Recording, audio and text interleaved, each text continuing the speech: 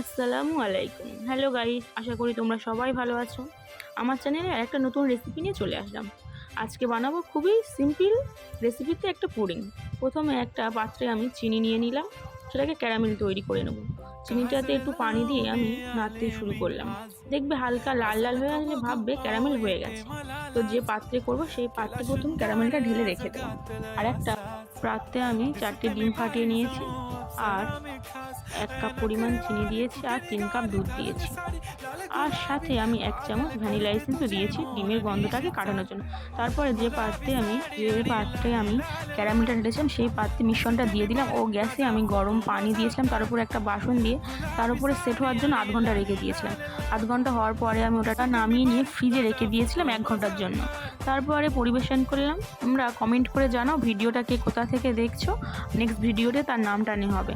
আর হ্যাঁ, like, comment, share, subscribe করতে ভুলবেন না। আর যে যার প্রিয় মানুষের হাতে এই পুডিংটা খেতে চাও তাকে অবশ্যই শেয়ার করো আর মেনশন করে দাও।